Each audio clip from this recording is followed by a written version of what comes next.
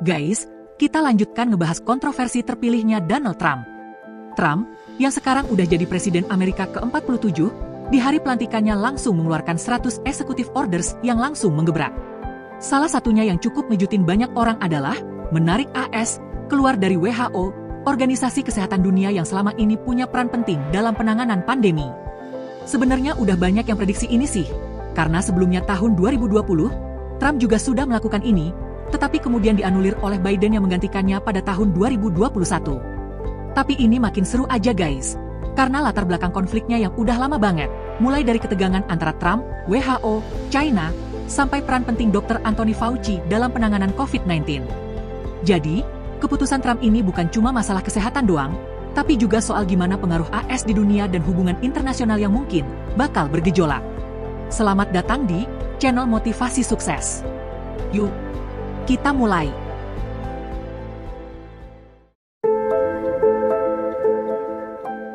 WHO adalah singkatan dari World Health Organization, atau dalam bahasa Indonesia kita kenal sebagai Organisasi Kesehatan Dunia. Intinya, WHO itu adalah badan dunia di bawah PBB yang tugasnya menangani masalah kesehatan global, kayak wabah penyakit, vaksinasi, dan segala hal yang berhubungan dengan kesehatan masyarakat di seluruh dunia. Kalau ada virus baru yang muncul atau penyakit yang bisa nyebar ke negara lain, WHO yang biasanya bakal jadi garda depan buat koordinasiin langkah-langkah penanganannya. Organisasi ini dipimpin oleh seorang direktur jenderal yang saat ini dipegang oleh Dr. Tedros Adhanom Ghebreyesus yang berasal dari Ethiopia sejak tahun 2017. Tedros ini udah sering jadi sorotan, apalagi pas pandemi COVID-19 meledak, karena banyak yang nyalahin WHO soal cara mereka nangani situasi ini, terutama di awal-awal wabah. WHO sendiri didirikan tahun 1948, yang tugas utamanya adalah memberi pedoman kesehatan untuk negara anggota, mengatur distribusi vaksin, dan tentunya membantu negara-negara yang lagi kesulitan dalam mengendalikan wabah penyakit. Di dalam WHO sendiri, ada banyak ahli kesehatan dari berbagai negara yang bergabung. Tapi satu yang pasti, setiap negara anggota WHO punya suara dalam keputusan-keputusan penting yang diambil. WHO ini merupakan organisasi internasional yang krusial banget. WHO itu kayak kepala kesehatan dunia, yang tugasnya ngajak negara-negara bekerja sama buat ngatasi masalah kesehatan global.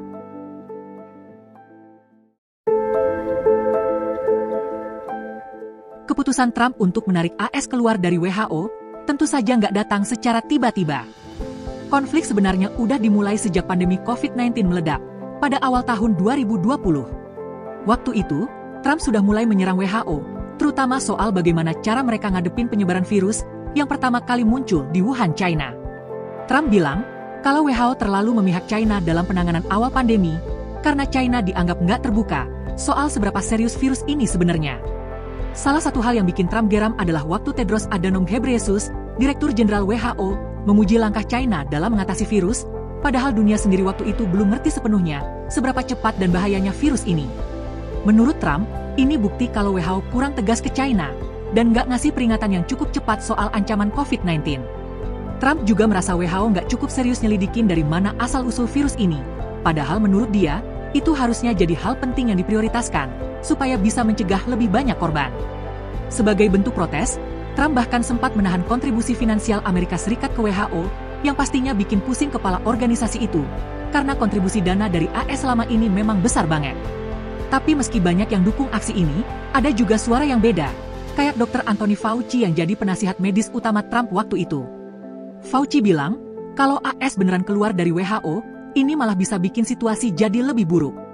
Menurutnya, negara-negara tuh butuh koordinasi yang lebih erat buat bisa ngelawan pandemi ini, dan WHO, meskipun banyak kritikan, masih jadi tempat yang pas untuk kerjasama internasional.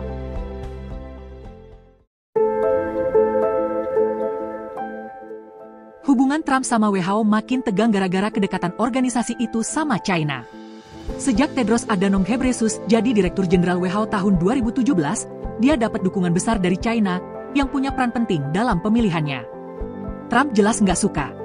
Dia ngerasa WHO jadi terlalu dekat sama China dan kurang memperhatikan kepentingan AS, terutama soal transparansi dan penanganan krisis kesehatan global. Padahal, kalau ngomongin kontribusi dana, AS nyumbang sekitar $400 juta per tahun ke WHO, yang artinya hampir 15% dari total anggaran WHO.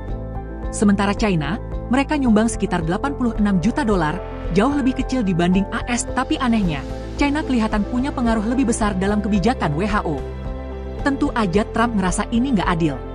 AS yang paling banyak keluar duit, tapi malah China yang dapat untung.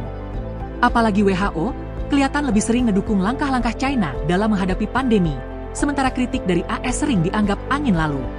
China juga kelihatan makin agresif dalam memanfaatkan posisi ini buat memperluas pengaruhnya di sistem kesehatan internasional.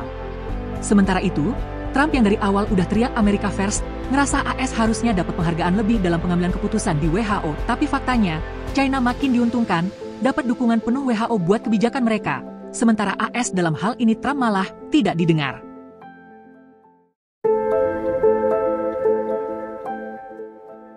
Di dalam negeri, pandangan Trump mengenai WHO ini juga mendapat tentangan yang sangat keras dari Dr. Anthony Fauci. Fauci ini bisa dibilang wajah utama dalam penanganan pandemi COVID-19 di AS. Orang ini cukup dihormati di kalangan ilmuwan medis, tapi sering banget beda pendapat sama Trump soal cara penanganan pandemi.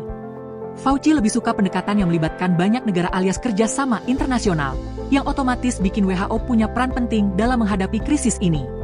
Misalnya, Fauci beberapa kali menekankan pentingnya AS tetap terlibat dalam program COVAX, sebuah inisiatif global untuk distribusi vaksin yang dikelola WHO. Dia juga mendukung saran WHO buat memperpanjang lockdown dan menerapkan aturan pemakaian masker secara ketat di seluruh negeri. Bahkan, Fauci pernah berusaha mendorong kebijakan pembatasan perjalanan yang lebih ketat dari dan ke negara-negara dengan kasus tinggi, sesuatu yang menurut Trump malah akan merugikan ekonomi AS. Trump merasa Fauci kayak jadi penghalang buat kebijakannya yang lebih nasionalis. Fauci sering ngingetin Trump buat tetap sejalan sama panduan dari WHO dan Badan Kesehatan Dunia lainnya biar penyebaran COVID-19 bisa dikendalikan secara global. Tapi menurut Trump, pendekatan kayak gini malah bikin Amerika jadi terlalu banyak ngalah buat kepentingan negara lain. Puncaknya, Trump akhirnya ngeskip saran Fauci soal langkah-langkah pandemi. Ini buat kebijakan lockdown di AS kayak jadi berantakan, kadang ketat, kadang longgar. Pada intinya Trump sangat yakin kalau rekomendasi dari Fauci dan WHO ini nggak menguntungkan buat AS, sementara negara lain terutama China, adalah yang paling diuntungkan.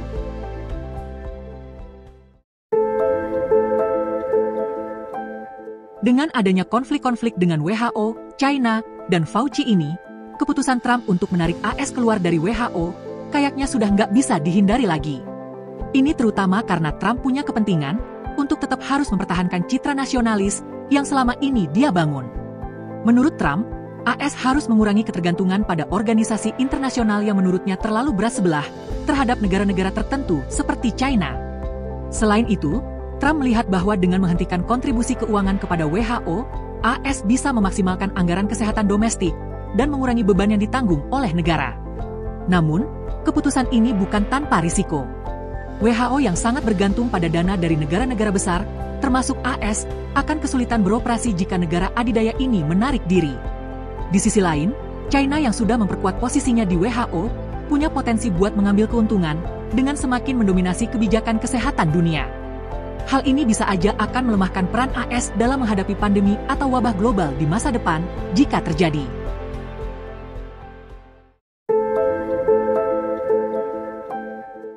Keputusan Trump buat menarik AS keluar dari WHO ini tentu saja akan punya dampak yang besar buat kedua pihak, baik Amerika Serikat maupun WHO. Tapi, jika dilihat dari segi pengaruhnya ke global dan kelangsungan operasional, WHO mungkin akan lebih dirugikan dalam jangka panjang, terutama secara finansial. Hilangnya dukungan dana dan pengaruh dari Amerika Serikat jelas akan mengganggu kemampuan WHO untuk berfungsi secara efektif, terutama dalam menghadapi krisis kesehatan dunia. Di sisi lain, Amerika Serikat akan merasa punya dana dan kebebasan lebih yang bisa dialokasikan buat mengatur kebijakan kesehatan domestik tanpa intervensi internasional. Tetapi tetap saja ada dampaknya juga buat kerjasama kesehatan secara global.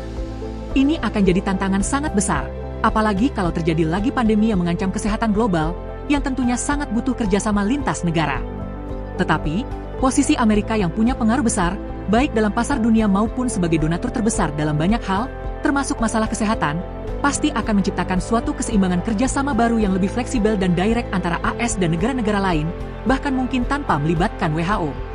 Selama Amerika masih jadi pemimpin pasar terbesar, negara-negara lain pasti akan tetap berkepentingan untuk bekerja sama dengannya, apalagi dalam hal penanganan wabah atau pandemi.